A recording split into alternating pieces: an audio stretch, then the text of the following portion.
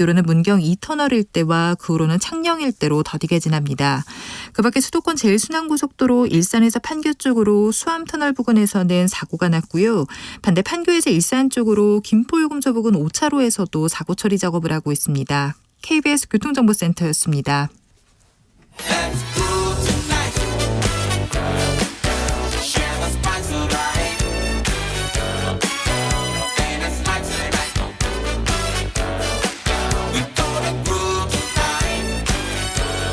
국민 MC 정관용.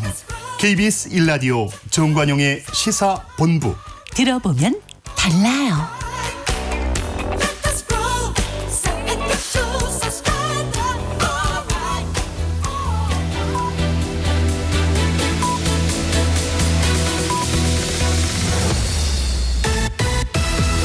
고두절미 각설하고 고고고.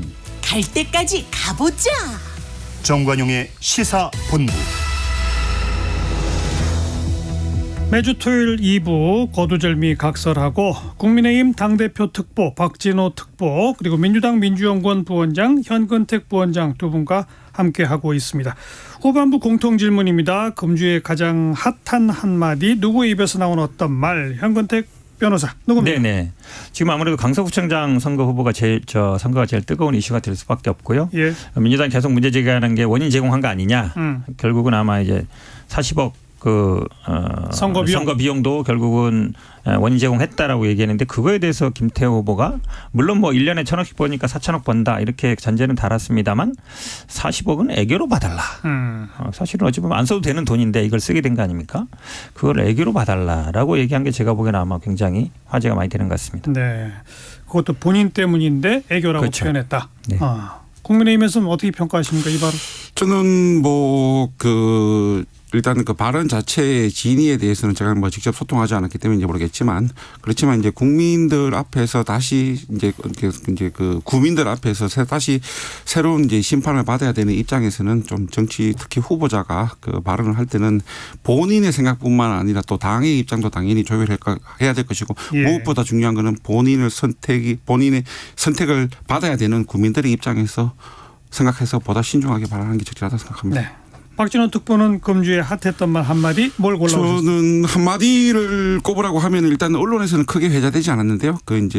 어떻게 보면은 좀 굳이 하셔도 되지 않을 말을 하셨던 것 중에 이제 그 문재인 이제 그 전 대통령께서 최근에 이제 무소유를 이제 언급하시면서 좀 선한 욕심을 품겠다라고 이제 말씀하신 부분이 저는 어떻게 보면 매우 이제 좀 의미심장하게 들렸습니다.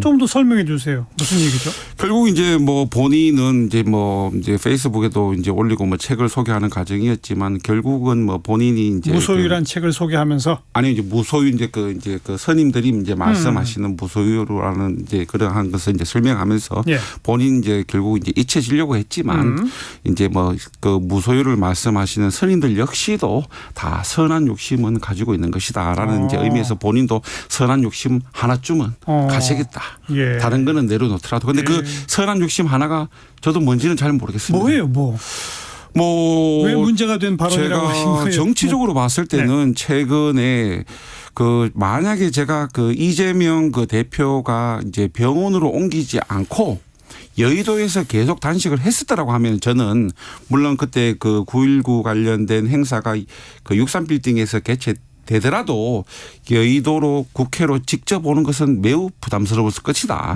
그런데 녹색병원으로 갔기 때문에 저는 가실 수 있었다라고 생각을 하거든요. 그런 측면에서 좀 보면은 결국은 차기 이제 총선에 있어서 본인 역시도 좀 본인의 개인적인 입장을 보다 적극적으로 표명하겠다로 그게 선한 욕심 하나다. 네, 저는 보입니다.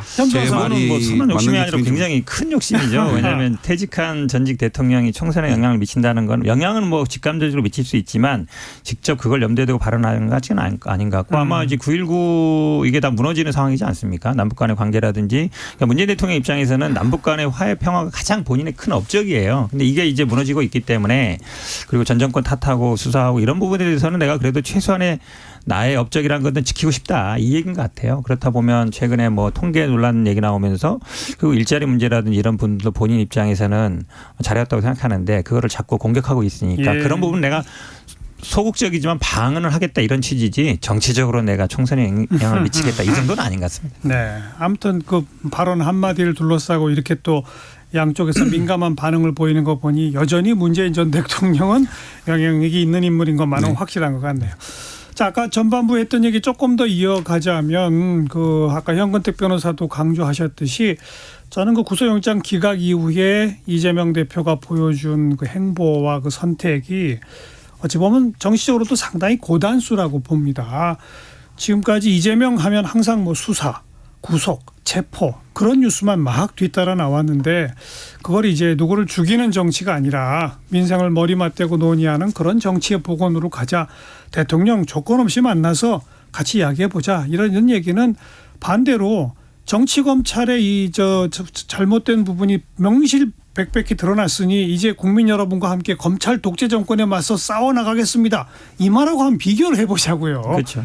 그럼 정말 다른 차원의 어떤 거거든요. 그런 의미는 이제 앞으로 이재명 그 사법 리스크 하나만 기대고 여야가 대화와 협상은 전혀 없는 그 국면으로 계속 끌고 가려고 하지 말자. 좀 뭔가 변화를 줘보자. 라고 대화 제의를 한 거 아니겠습니까?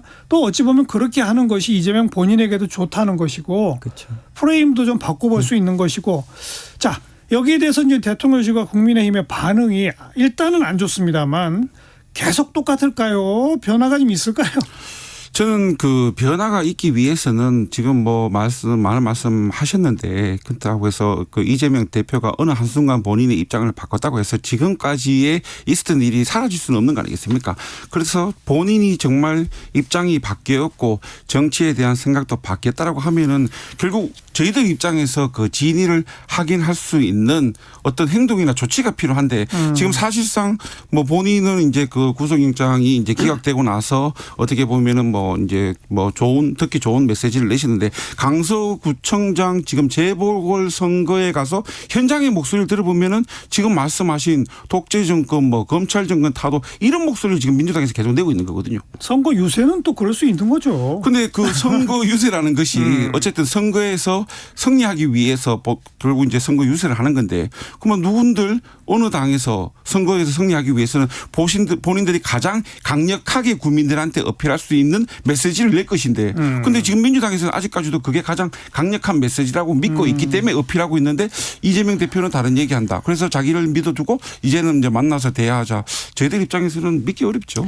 아니 정치라는 거는 뭐 지금 전쟁 중에도 여야 간에는 만나는 거고요. 적국도 만납니다. 근데 만나는 것 자체가 왜 이렇게 힘든지 모르겠는데 근데 아무튼 그래도 0.1mm는 변화의 조짐은 있다. 왜냐하면 대통령실에서 예전 같으면 만나자고 하면 뭐 어떻게 범죄자는 어떻게 만나느냐. 실명이든 익명이든 이렇게 나왔었거든요. 네, 지금 묵묵부답이죠. 묵묵부답이죠. 그 약간 이제 0.1mm 변한 것 같고 여당 입장도 마찬가지입니다. 예전에는 당대표 만나자 해도 왜 만나냐 우리가 범죄자 왜 만나냐 이랬는데 지금은 나부터 먼저 만나고 가라. 이거잖아요. 한마디로 얘기하면 그거잖아요.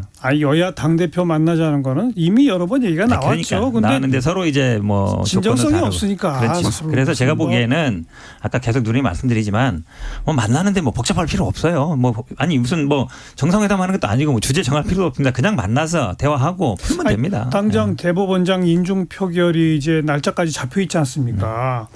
그리고 장관들 3명 이제 새로 교체하려면 인사청문회 해야 되잖아요. 뭐 이런 것도 협상의 대상이 다 될 수 있는 거거든요. 그렇죠. 이대로 가면 그냥 대법원장은 부결이고요. 장관은 그냥 인사청문회에서 하더라도 그냥 인준을 할 거고요. 제가 보기에 아무런 이제 대화 타협이 없는 정치로 가요. 한동훈 장관 탄핵도 민주당 갈 겁니다. 왜냐하면 뭐 여러 가지 사유가 있으니까 이번 수사 때문에 하는 게 아니에요. 그러니까요. 근데 그거는 만약에 대화를 복원하지 않는다. 대통령실이라든지 여당에서 우리는 그냥 갈 대로 간다 그러면 정해진 수순이에요. 큰 정치라고 하는 게 예를 들어서 대법원장 인준 표결이 정말 중요하다. 그럼 그걸 받아주면 우리 장관 이번에 한 둘은 우리가 낭만시켜 줄게라든지 이러면서 또 예산안까지도 통큰 협상도 되고 이러는 게 정치 아닙니까? 옛날에 우리가 그런 거 많이 보지 않았어요? 대부분 그렇게 했죠. 요새 못 보잖아요. 맞습니다. 근데 이제 왜 그러한 과거에 어떻게 보면은 좀 그 통큰 정치 또 과거에 당의 이렇게 어르신들이 여야를 통틀어서 소통을 하면서 또 새로운 어떻게 보면 대안을 마련하고 서로가 양보를 해서 그런 부분이 모르겠습니다. 제가 봤을 때 그런 정치가 사라진 가장 큰 이유는 모르겠습니다. 저는 이제 지난 정권 이런 얘기는 참 하기 싫어하는데요. 제가 제 개인적으로도 좀 어떻게 보면 피해를 보고 있기 때문에 그렇지만 지난 정권에서 어떻게 보면 그 이전 정권에서는 볼 수 없었던 가장 특별한 점 중에 하나가 적폐청산이라는 부분이었습니다. 행정부에서는 사실상 그 공무원들의 적폐청산이 5년 내내 이루어졌거든요. 사실상 저는 어떻게 보면은 지금의 정치 현실이 초래된 여러 가지 원인이 있겠지만 사실상 이 극한의 대치로 가는 가장 큰 원인 중에 하나는 그런 과거의 적폐청산의 노력이 지금까지도 지난 어떻게 보면은 지속되고 있기 때문에. 적폐청산했고 윤 정부는 다시 1년 반 일종의 적폐청산식으로 하고 있다. 이제 민주당에서 봤을 때 그렇게 충분히 볼 수 있죠. 네. 저희들이 봤을 때는 그거는 적폐라기보다는 정상화라는 표현을 쓰고 싶지만. 네. 아니 사실은 그때 했던 분들이 윤석열 총장이나 한동훈 그 당시에 검사 두 사람이 했었고요. 그걸 어찌 보면 권력을 다시 잡은 건데 1년 6개월 동안 한 게 수사밖에 없어요. 수사하면은 뭐 경제가 살아납니까? 수출이 됩니까? 물가가 내려갑니까? 일자리가 생깁니까? 모든 이슈를 다 이제 수사밖에 안 해왔는데 이거를 결국은 그러면 바꾸려면 바꿀 만한 동인이 있어야 되는데 저는 그게 대통령과 이재명 대표가의 만남이 될 수밖에 없다고 봐요. 물론 여야 대표가 하면 만남도 있지만 김기현 대표가 뭐 어느 정도 실권이 있겠습니까? 그럼 일단 대통령 만나고 그다음에 당대표 만나는 게 순서라고 보고 그래야만이 제가 볼 정치 복원이 돼요. 앞으로도 계속 수사하고 탄핵하고 계속 갈 거예요. 아무튼 그동안의 정치가 뭐 체포동의안 나오면은 계속 부결시키고 그러면서 또 계속 사법 리스크는 끌고 가고 뭐 이러던 형국이었다면 어쨌든 영장실질심사라고 하는 절차 하나뿐이지만 사법부 앞에 한번 갔다가 온 상태니까 어느 정도 일단락이란 표현이 좀 뭐 할 수 있지만 국면의 변화는 한번 가져와 볼 수 있지 않느냐. 그렇다면 정말 추석 이후에 정치 변화가 가시화될 수 있는지의 바로미터가 바로 이 대목이기 때문에 제가 지금 강조를 하고 있는 건데 여기서 변화가 없으면 그냥 똑같은 정치로 가는 거고 만약 여기서 변화가 있다면 총선 구도에도 변화가 있을 수 있고 여러 가지 변화도 생길 수 있는 그 조짐을 볼 수 있어서 바로 총선 이후 이 대목 여야 간에 당대표부터라도 어쨌든 협상이 가능할지 그 카드에 장관들 또 대법원장 인준표결 같은 게 올라갈지 이게 관전 포인트 아니겠느냐? 이건 맞는 얘기 맞습니다. 아닙니까? 예. 그죠? 그래서 사실상 대법원장 인준 표결에 대해서는 이제 6일날 본회의 일정이 이제 여야 간 합의를 본 것으로 알고 있고요. 다만 좀 이제 민주당에서도 제가 보기에 지금 부결 쪽이죠. 부결이죠, 당연히. 그렇죠. 이제 변화에 어떻게 보면 조짐으로 볼 수 있는 게 이렇게 노란봉투법이라든지 방송상법에 대해서는 이제 양당 이제 원내대표와 김진표 이제 의장이 만난 자리에서 추가 협의로 하기로 했다는 부분은 좀 제 역시도 민주당 내에서도 변화의 조짐이 있다라고 봅니다. 자, 민주당 국민의힘 양 관계가 어떻게 변하는지 우선 첫 번째 포인트를 봐야지 그 다음을 예측할 수가 있고 각 당 내에서 민주당은 친명 비명 간에 바로 그 책임 추궁론은 어느 방향으로 흐를지 나중에 지켜봐야 되고 국민의힘도 강서구청장 후보 선거 이후에는 일각에서 비대위 체제로 갈 거다 얘기도 나오던데 그것까지 좀 앞으로 지켜볼 대목인 것 같습니다. 네, 거두절미 각설하고 오늘 여기까지 할까요? 국민의힘의 당대표 특보 박진호 특보 민주당 민주연구원 부원장 현근택 변호사 두 분 오늘 수고하셨습니다. 고맙습니다. 예, 고맙습니다. 네, 몇 가지 예고드릴 사항이 있습니다. 내일이면 문화의 달 10월이 시작되죠. 이 문화의 달 10월을 맞아서 K컬처에 푹 빠져있는 이 세종학당 출신의 국내 거주 외국인들을 초대해서 5주에 걸쳐서 바로 내일부터 5주에 걸쳐서 음악, 드라마, 한국어 등등 5가지 주제로 이야기를 나눠보겠습니다. 내일 10월 1일 일요일 일부 12시 30분에 진행될 예정이니까 많은 관심 부탁드리고요. 또 지난주까지 일요일에 이 무너진 교권 관련해서 이야기 나눴던 왕의 DNA 이 코너는 토요일로 시간을 좀 옮겨서 정관용의 시사본부 10월 특별기획 왕의 DNA 억울한 선생님 전화를 받습니다. 이런 제목의 코너로 10월 7일 다음 주 토요일 12시 30분부터 만나 뵙도록 하겠습니다. 오늘 순서 마칩니다. 김정호의 하얀 나비 들으시고요. 내일 뵙겠습니다. 안녕히 계세요.